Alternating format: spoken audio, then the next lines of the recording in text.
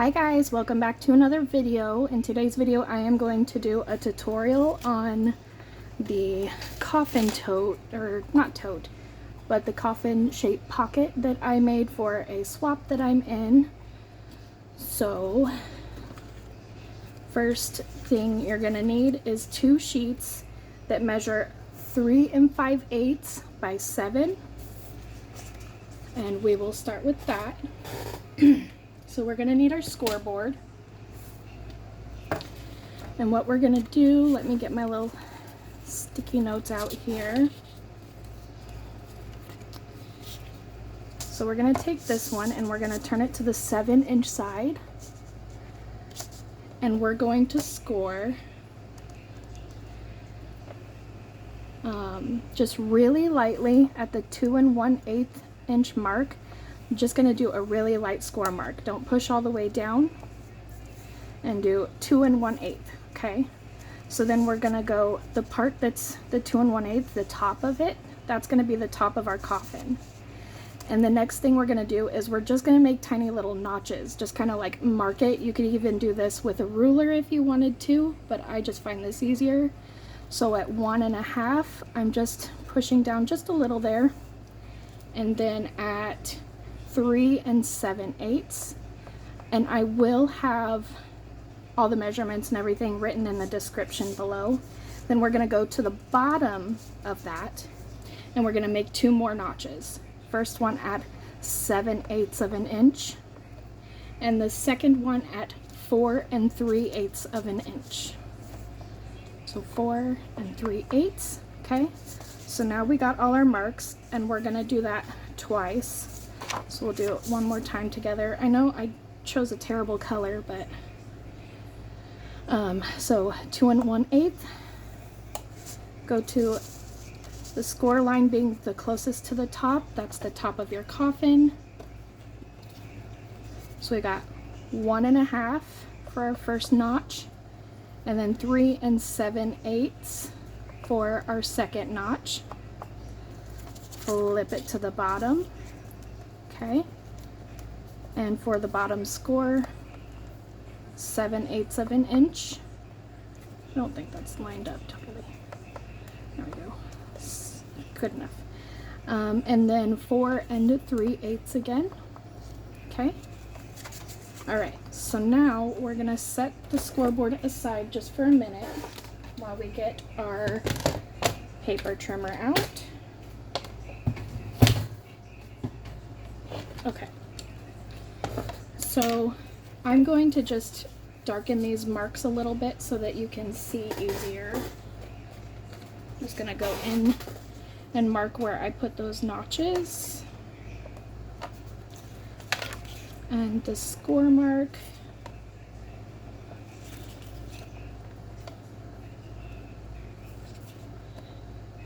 You don't have to mark it, but it just makes it easier to show on camera.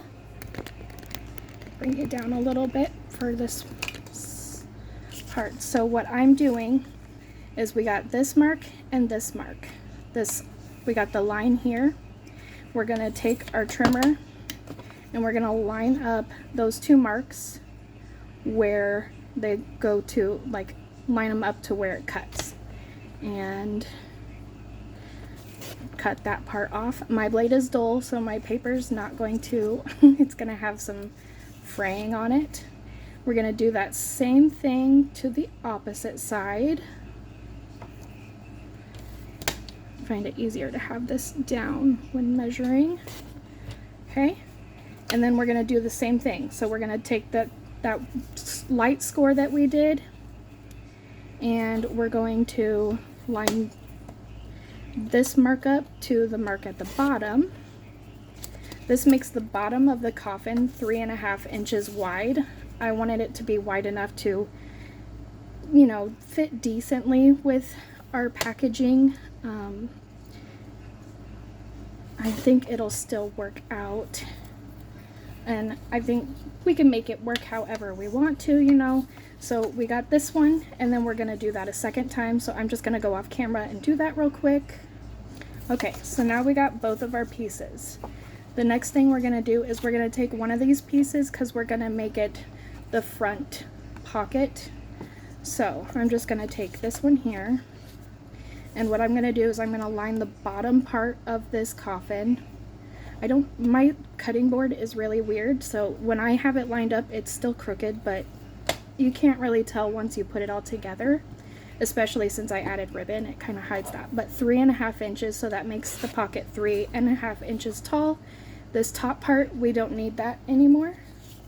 And so here is the front of our pocket, and here is the back. Now I am going to give you the measurements on the bottoms and the sides. So I don't need my trimmer anymore. So you're gonna need 2 pieces that measure 2.5 by 3.5, and then 1 piece that measures 4.5 by 4.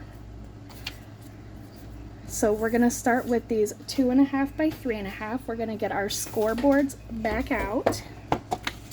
Okay, and we're going to go at 1/4 inch and 2.25 inches. Okay, I'll do that again. 1/4 inch and 2/4 inch.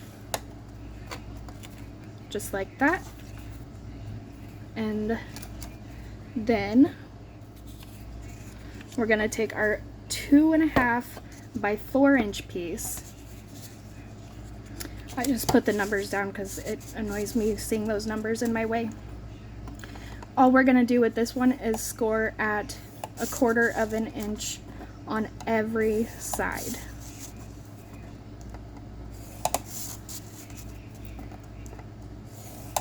Okay, just like that. And we're done with our scoreboard now. Now we're going to take our bone folder and just fold up on all of those scores that we made.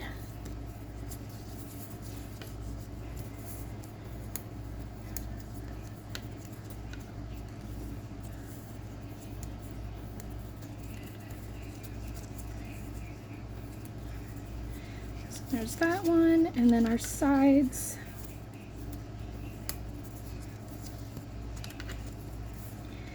Once you get all these pieces out, it's pretty easy assembly. You're kind of gonna assemble it just like you would any other kind of boxes. So with this, we'll start with the bottom piece, and I'll show you what we're going to trim off.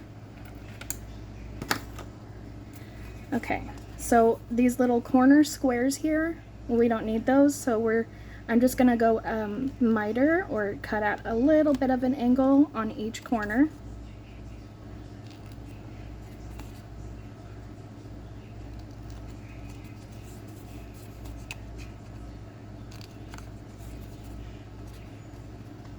I'm so shaky.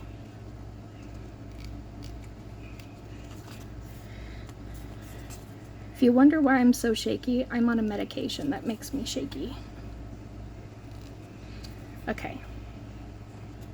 Ooh, that didn't want to, there we go. So there's that one, and then I also like to do the same thing with just the bottom, just miter each flap just a hair. You can kind of decide how much of a miter you want, because when it comes together, these two pieces will line up, and when I made mine, I cut it at an angle so they did not overlap, but that is all up to you. I also want to mention, I recommend you do this in 110-pound cardstock. I'm not doing it for this tutorial just because I don't need another pocket right now, and I don't like to use up my 110-pound cardstock if it's not for a project that needs to be made. So that's the only reason why I'm using thinner cardstock, because 110-pound cardstock is kind of expensive, so I'm being cheap. Okay, so now we have all of our pieces ready, and I will also explain how I did the matting for mine when we get this all put together. So we're gonna take our glue. I just use art glitter glue. My label came off a long time ago because I just reuse this glue bottle when I buy refills. So we're gonna take this 2.5 by 1/4 that has the flaps on all 4 sides. That is our bottom, okay? And we're gonna glue alongside. I got a glue booger, it looks like, always. And we are just going to line that up with the bottom of our coffin shape, the backing piece. And I like to pick mine up and make sure it's lined up as evenly as I can get it.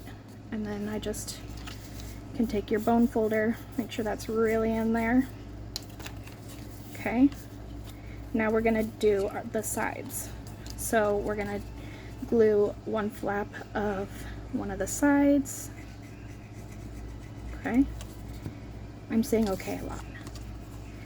And I'm going to line this piece up, this flap, to the bottom. So you want it to be as close, if not exactly touching, like the bottom edge of the coffin shape. It's easiest if you pick it up and look at it. And there we go. And I'm just gonna do that again. Okay, and then we're gonna repeat that on the other side. So glue that 1/4 inch flap. I know most people do 1/2 inch flaps. I just feel like that's excessive to me. So I do 1/4 inch to save on my cardstock. And I did not even get close to the bottom there. Trying to keep this in camera too. Okay, there we go. So we got that. Line it up and just do that. Okay, so now this is what our pocket's looking like. So we have these 2 flaps down here at the bottom. We are going to attach those to our side flaps. So you're just gonna glue that. And I always recommend wet glue for making any 3D project. It's going to give it a better hold. It's not going to be bulky from the hot glue. It gives you more time to work with it and make sure it's all lined up. And if you want, you could set this down on your table and just get your bone folder in there to really adhere it. And then we will repeat the same thing on this side. So add glue to this little flap here and line that up.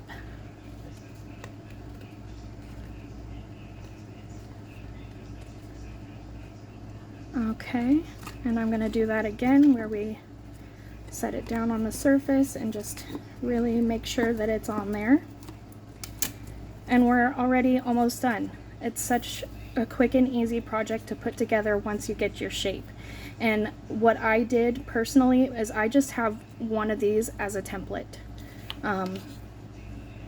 And that helped me create my matting, which I will explain, as I said, when we're done. So the last thing we're going to do is I'm just gluing the last flap on all the edges. You could do this one at a time, but I just find it easier to do it all at once. We'll take this piece and we'll just go around and line it up.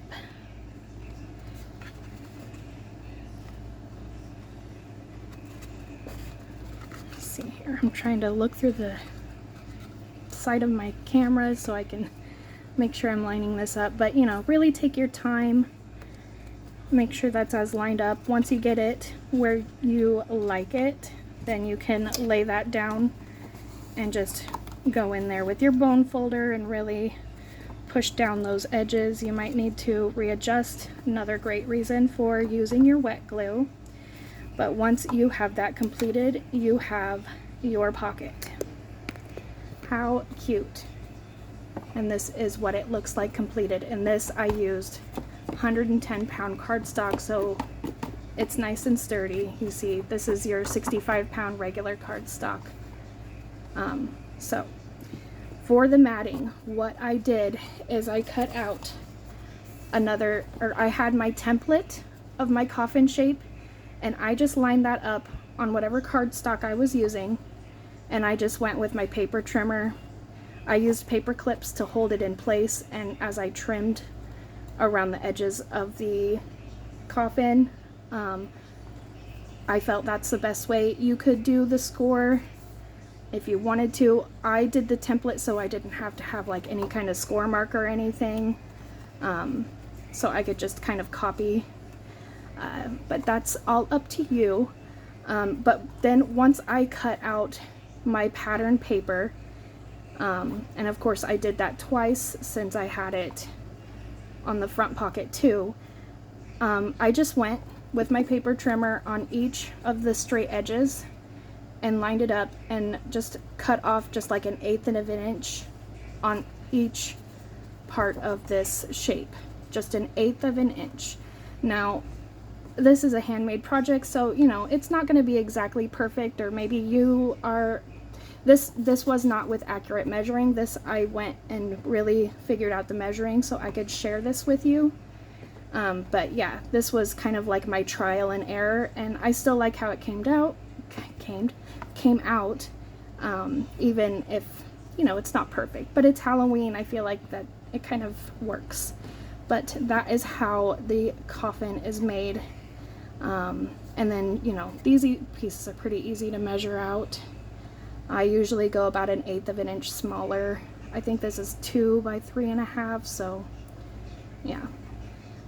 But yeah, I did that twice, and of course I cut that top part off and did my finishing touches, and I have not embellished this, but yeah, that's how this looks. If you decide to create one of these, I would love to see everybody try this tutorial out. If you have any questions, if I forgot something, please ask away. I am here to answer any questions you have.